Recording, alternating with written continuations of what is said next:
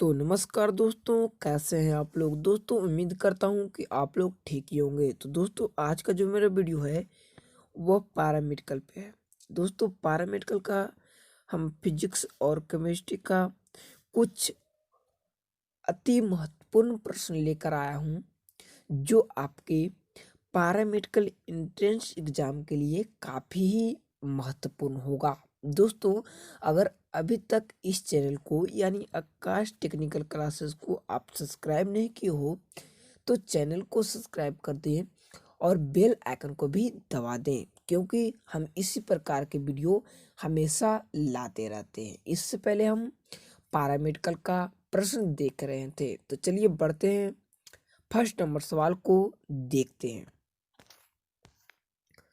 तो first number प्रश्न मेरा न्यूमेरिकल प्रश्न है कि एक वस्तु ऊर्ध्वाधर ऊपर की ओर 96 फीट पर सेकेंड के वेग से प्रक्षेपित की जाती है, वस्तु कुल कितने समय तक हवा में रहेगी।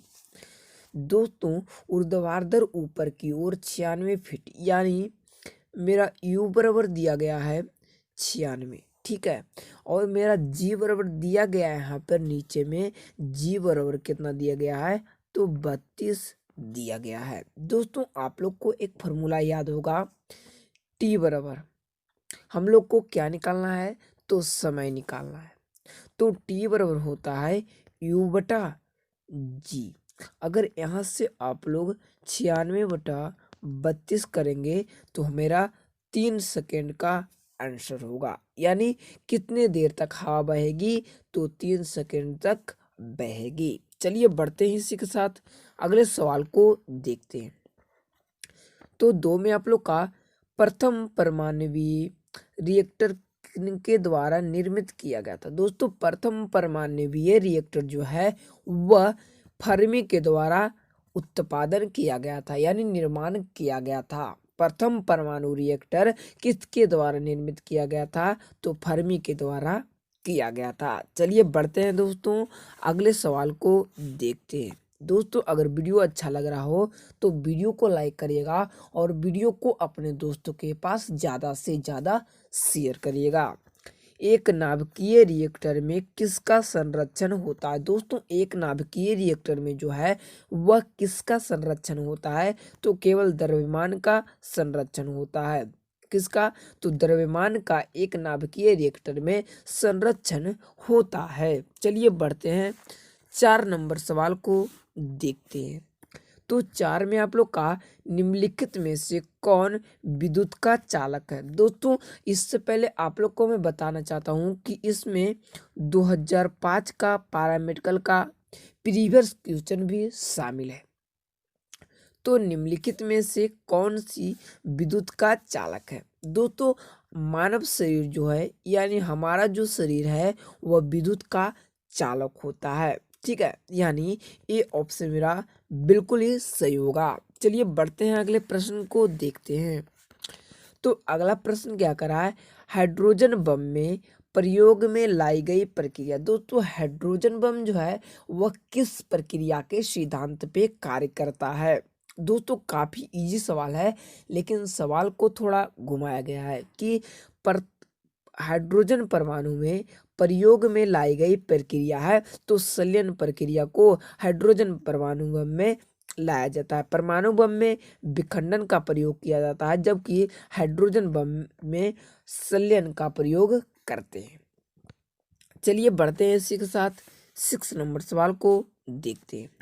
तो 6 में आप लोग का कोक में कार्बन की प्रतिशतता होती है। दोस्तों कोक में जो कार्बन की प्रतिशतता होती है वह 90% होती है। कोक में कार्बन कितने परसेंट होते हैं तो कोक में कार्बन 90% होते हैं। दोस्तों चलिए बढ़ते हैं अगले सवाल को देखते हैं। अगला सवाल 7 नंबर क्या कह रहा है, तप्त वैद्युत पुंज एक यंत्र है। दोस्तों तप्त वैद्युत पुंज एक यंत्र है जो मापता है।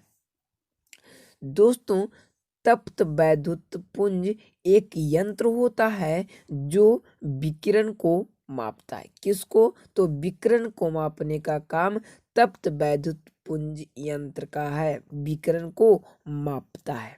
चलिए बढ़ते हैं अगले सवाल की तरफ। तो अगला सवाल 8 नंबर, प्रकाश का तरंगदैर्घ्य किस रंग के कारण सबसे कम होता है? दोस्तों प्रकाश का तरंगदैर्घ्य किस रंग का सबसे कम होता है? तो बैंगनी रंग का प्रकाश का जो तरंगदैर्घ्य होता है वह सबसे कम होता है। किस रंग का? तो बैंगनी रंग का। चलिए बढ़ते हैं अगले सवाल की तरफ। तो अगला सवाल काफी अधिक महत्वपूर्ण सवाल है और यह आप लोग 10th में भी कई बार दिखा होगा कि प्रतिध्वनि यानी इको स्पष्ट सुनाई पड़ने के लिए ध्वनि का परिवर्तन करने वाले सतह को श्रोता से होना चाहिए। यानी जब हमको प्रतिध्वनि सुनाई देगी तो श्रोता से हम लोग को कितनी दूरी पर होना चाहिए? दोस्तों काफी बेहद इंपॉर्टेंट प्रश्न दिया गया है। तो मामूली इसमें कहीं कहीं पे 17 मीटर दिया रहता है। ठीक है, 17 मीटर कहीं कहीं पर दिया रहता है और करेक्ट जो इसका आंसर होगा वह कम से कम 16.5 मीटर की दूरी होगी। कहीं कहीं पे 17 मीटर भी दिया रहता है। तो अगर आप लोग को यह दोनों ऑप्शन मिले तो दोनों में से पहले इसको टिक करिएगा। ठीक है, चलिए बढ़ते हैं अगले सवाल की तरफ।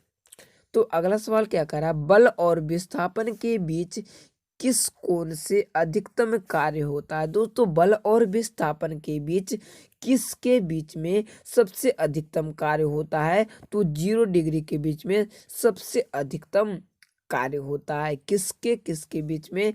तो बल और विस्थापन के बीच में। चलिए बढ़ते हैं अगले सवाल की तरफ।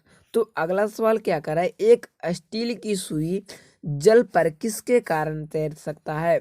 दोस्तों एक जो स्टील की सुई होती है वह पृष्ठ तनाव के कारण जल पे आसानी से तैर सकता है। किसके कारण? तो पृष्ठ तनाव के कारण। चलिए बढ़ते हैं अगले सवाल की तरफ। तो 12 में आप लोग का यूरेनियम 238 में प्रोटोनों और न्यूट्रॉनों की संख्या है क्रमशः। दोस्तों यूरेनियम 238 में जो प्रोटॉन और न्यूट्रॉन की संख्या है वह 92 एवं 146, यानी 12 प्रोटॉन होते हैं जबकि 146 न्यूट्रॉनों की संख्या होती है। दोस्तों अगर वीडियो अच्छा लग रहा हो तो वीडियो को लाइक करिएगा और वीडियो को अपने दोस्तों के पास शेयर करिएगा। चलिए बढ़ते हैं अगले सवाल की तरफ। तो 13 में आप लोग का निम्नलिखित में से कौन सबसे अधिक विद्युत धनात्मक है? दोस्तों निम्नलिखित में से कौन सबसे अधिक विद्युत धनात्मक है? तो रुबिडियम जो है वह सबसे अधिक विद्युत ऋणात्मक होता है और इसका परमाणु संख्या 37 होता है। दोस्तों अगर इसका आप लोग द्रव्यमान संख्या करना चाहते हैं तो 85 पॉइंट कुछ होता है। ठीक है, 85.5। ठीक है, इसका परमाणु संख्या 37 होता है जबकि इसका द्रव्यमान संख्या 85.5 होता है और यह सबसे अधिक विद्युत धनात्मक होता है। चलिए बढ़ते हैं अगले सवाल की तरफ। तो 14 में आप लोग कहा लोहे के निष्कर्षण में निम्न यौगिक धातुमल बनाता है। दोस्तों लोहे के निष्कर्षण में जो निम्न यौगिक धातुमल बनाता है वह SiO2 बनाता है। ठीक है, यानी ए ऑप्शन मेरा बिल्कुल ही सही हो जाएगा, SiO2। चलिए बढ़ते हैं अगले सवाल की तरफ। तो अगला सवाल 15 नंबर क्या कह रहा है कि वह एक अयस्क जो निस्तापन और भर्जन, सॉरी यहाँ पर मर्जन, यहाँ पर भर्जन होना चाहिए। वह एक अयस्क जो निस्तापन और भर्जन द्वारा रासायनिक रूप से नहीं बदलता है। दोस्तों यह सवाल काफी बेहद इम्पोर्टेंट है कि पूछ रहा है एक अयस्क जो निस्तापन और भर्जन द्वारा रासायनिक रूप में नहीं बदलता है उस अयस्क का नाम बताना है। तो वह अयस्क कैल्शियम फ्लोराइड होता है, यानी CaF2 जो है वह नहीं बदलता है। चलिए बढ़ते हैं अगले सवाल की तरफ। तो 16 में आप लोग का निम्न में से कौन एक उदासीन ऑक्साइड है? दोस्तों नाइट्रस ऑक्साइड जो है एक उदासीन ऑक्साइड होता है। नाइट्रस ऑक्साइड, इसे लाफिंग गैस के नाम से भी जाना जाता है और काफी फेमस नाम है लाफिंग गैस यानी नाइट्रस ऑक्साइड। चलिए बढ़ते हैं अगले सवाल को देखते हैं। तो अगला सवाल क्या कर रहा है, कौन सी धातु कांसे में उच्च मात्रा में पाई जाती है। दोस्तों कांसे में जो सबसे उच्च मात्रा में पाई जाती है वह कॉपर पाया जाता है। कांसे में कॉपर सबसे उच्च मात्रा में पाया जाता है। चलिए बढ़ते हैं अगले सवाल की तरफ।